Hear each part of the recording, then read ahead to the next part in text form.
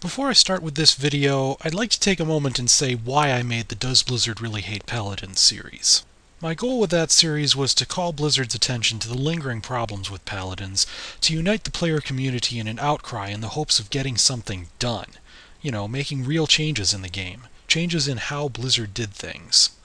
Back then, their modus operandi was, if it ain't broke, don't fix it. If it is broke, leave it broken.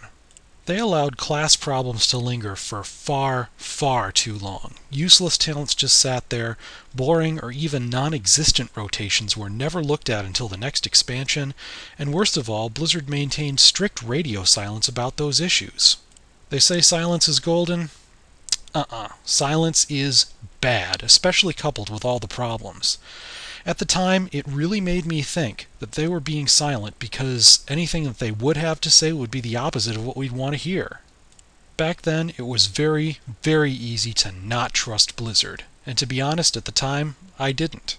And that's why I made the Does Blizzard Really Hate Paladins series. But that was then, and this is now. Nowadays, Ghostcrawler keeps us swimming in feedback about how Blizzard thinks and why they do what they do. Even as I'm recording this, he's getting into the nitty-gritty of different class balance details. Blizzard is actively paying attention to the fun factor, and if a class has a useless talent or ability, Blizzard either takes that useless talent or ability out, or changes things so that it's useful again. They do not leave things broken. I don't know if Does Blizzard Really Hate Paladins was a wake-up call for them, or whether they were already moving in this direction even then. But I can tell you this, if they had the same MO about classes in 2007 as they do now, I would never have felt like I had to make the Does Blizzard Really Hate Paladins series. However, there is one last vestige of the leave it broken modus operandi that I see, and that's in professions. It hits particularly close to home to me, a Gnomish engineer, in ways that I plan to describe in this video series. As such, I'm calling this video series, Does Blizzard Really Hate Gnomish Engineers? I'd like to start out by saying that engineering was actually pretty good in vanilla. There were lots of bombs and a variety of those bombs. If you take a look at some of these older recipes, you'll notice that there's both bombs and dynamite. That naming is actually pretty important. If the name says dynamite, then it's pure damage. If the name says bomb or grenade, then it's usually got a narrower radius of effect, and it has a temporary incapacitate attached to it. There were even some special bombs that had a freeze in place, a silence, or even a stun effect. Of course, to keep things from being overpowered, Blizzard set things up so that when you use one of these bombs, all of them go on cooldown for a full minute.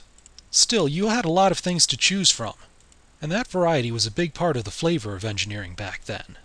I won't say that engineering's lost all of its flavor, because then as now, crafting guns and vanity pets were a big part of it. You could also craft some usable items for yourself, like a parachute cloak, a breathing helmet, which isn't in the game anymore, and a few different types of rocket boots and some interesting trinkets as well. Of course, not every engineer could craft every trinket. Then as now, there was a dichotomy between Goblin and Gnomish engineering.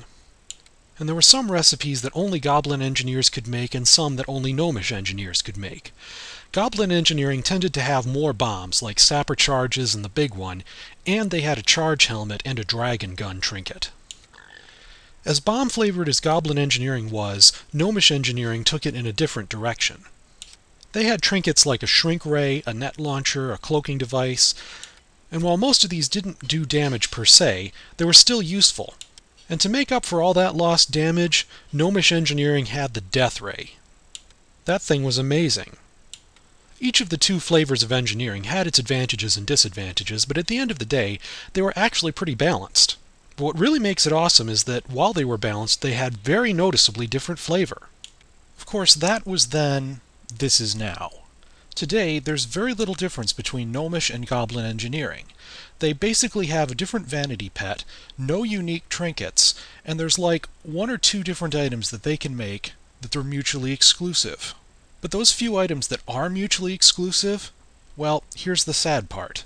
In Wrath of the Lich King and Cataclysm, the difference was that Gnomish engineers could not make bombs and Goblin engineers could. Gnomish engineers got useless toys that made no difference to speak of in combat, whereas Goblin engineers actually could make a difference. Both the flavor and the balance are gone. I'd like to add that in Cataclysm, except for one bomb which Goblin engineers could make, bombs are no longer in the game. I guess the high-powered bolt gun was kind of intended to replace them. It had a much similar feel to a bomb. Basically, you target an area and enemies in that area take damage, and some obsidian bolts get consumed in the process.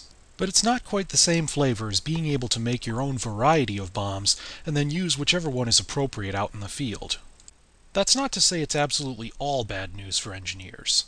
I think the biggest piece of good news right now is that Blizzard has proven very clearly that they are listening to us and our suggestions. The thermal anvil is proof positive of it.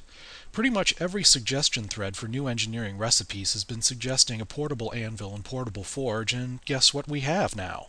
I'd like to add that tinkers, which are essentially enchants that we can place on our own gear to make them usable, and they were invented in Wrath of the Lich King, they were an amazing idea.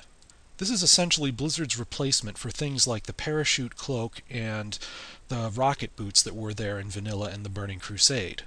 Those items had a tendency to be cloth, and for plate wearers like me, if you decide to wear those rocket boots, yes, you get a boost whenever you need it, but suddenly you're not wearing plate anymore. This fixes that by making your speed boost an enchant which you place on your own gear. Basically, you turn your own plate boots into rocket boots. You still get the statistics like intellect and strength that you want, and it's still plate.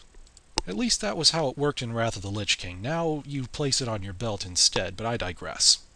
I'd like to add that one particularly awesome idea, which they introduced in Cataclysm, was that you can get multiple skill ups per item crafted.